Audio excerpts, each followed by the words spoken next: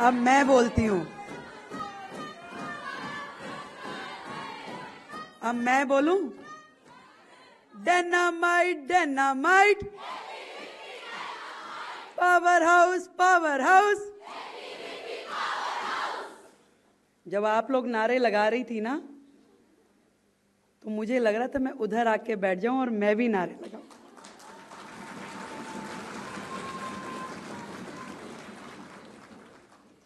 सच में आज इस मंच पे आके दिल से इतनी खुशी हो रही है। और जब शालिनी बोल रही थी ना, तो मुझे 30 साल पहले की रेखा याद आ रही थी।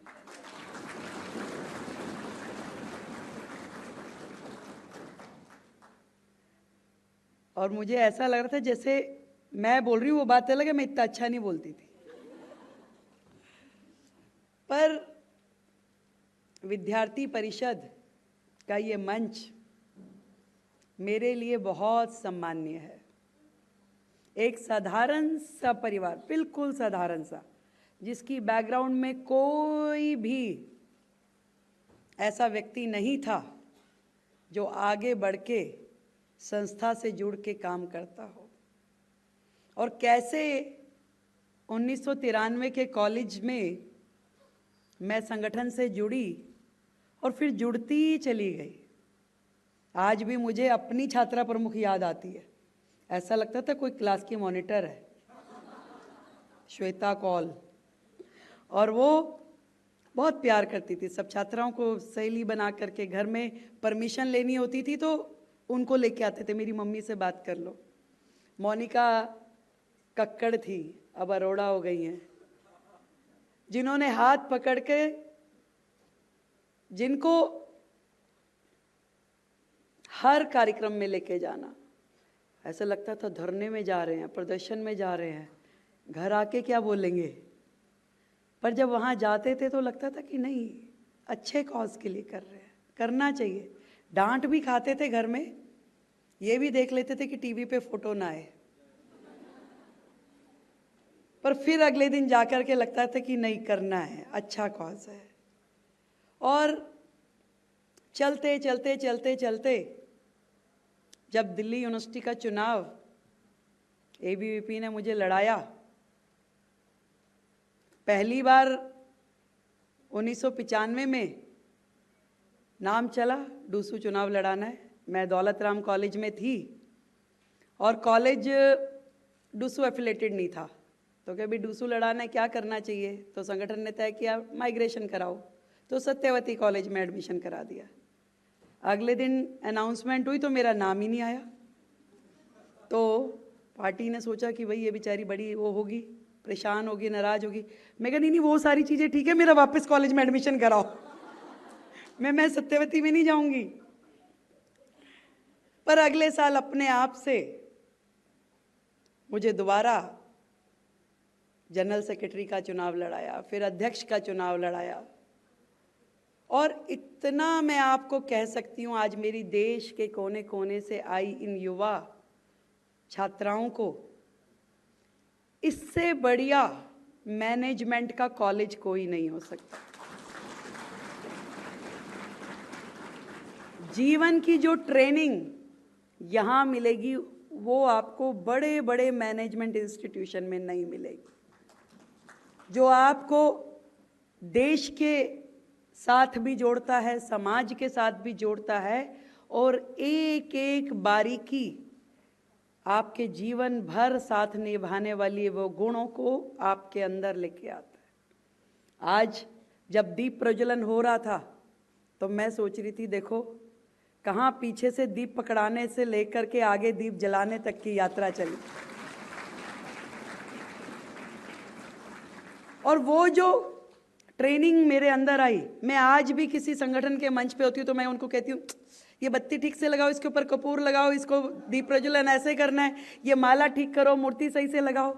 एक एक चीज इतना जबरदस्त तैयार किया गया कि आज 5 लोगों का कार्यक्रम हो या 5 लाख का हो, अकेले दम पे खड़े होकर के मैनेज कर सकते हैं। मुख्यमंत्री के नाते सम्मान मिलेगा, ऐसा कभी नहीं सोचा था। पर हाँ, कदम कदम पे मेहनत को रिवार्ड मिलता गया। जितनी ज़्यादा मेहनत करी, जितनी ज़्यादा निष्ठा से काम किया, हर पल उसको सम्मान मिला। मुझे लगा कि मैं ऐसे संगठन के साथ जुड़ी हूँ जो मेरी केयर करता है, जिसके लिए मैं परिवार हूँ, जिसके लिए मैं बहन हूँ। हर कदम पे मुझे संभालना, हर कदम पे मुझे बढ़ाना, वो काम यदि किया तो विद्यार्थी परिषद ने शुरू किया और भारतीय जनता पार्टी ने उससे आगे किया। मंच पे बैठे बैठे मुझे वो सारे क्षण याद आ रहे थे जो मैंने यहाँ गुजारे। लगता था कि क्यों करना है। बड़े बड़े शब्द जो यहाँ बोलते हैं ना, हमारे संगठन महामंत्री जी, आशीष चौहान जी, मनु दीदी, समझ में नहीं आते थे उस समय, पता नहीं क्या बोल रहे हैं।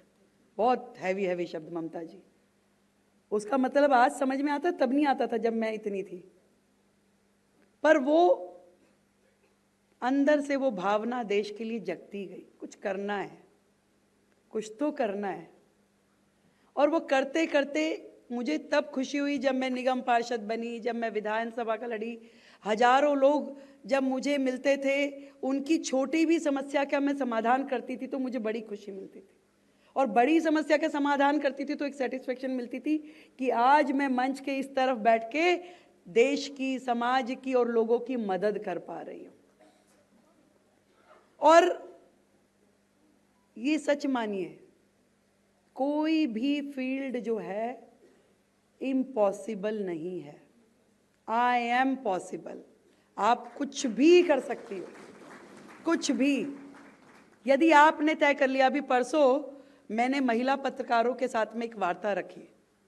उस वार्ता में एक अनमैरिड पत्रकार जो संघर्षशील है, काम कर रही है, कह रही है कि जब मैंने बताया कि मेरी मम्मी भी कहती थी कि भाई ये नहीं करना, ये क्यों कर रहे हो, वो क्यों कर रहे हो, शादी करो, आगे बढ़ो, तो उसने, रिपोर्टर ने कहा, बड़े अच्छे चैनल में काम कर रही है, कि जी ये कैसे होगा, मुझे भी ऐसे ही बोला जाता है कि क्यों जा रही हो, ऐसे नहीं करना, ये फील्ड आपके लिए नहीं है।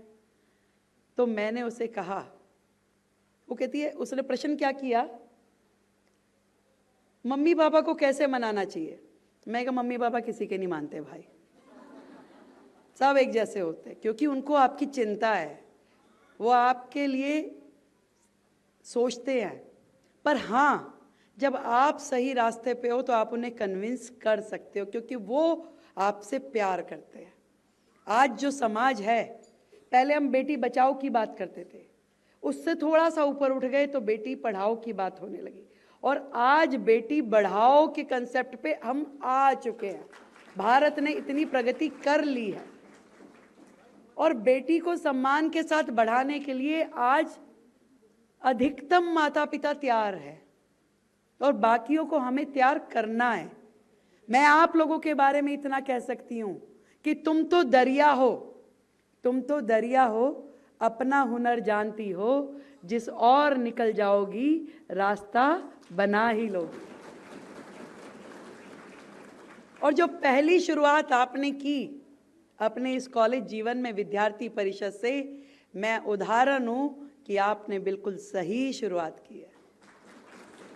आज यदि सुदूर भारत के कोने कोने से आप निकल के आज इस दिल्ली जैसे महानगर में, देश की राजधानी में बैठी हैं, तो आप मान लीजिए कि आप भविष्य की अगली सीढ़ी चढ़ चुकी हैं।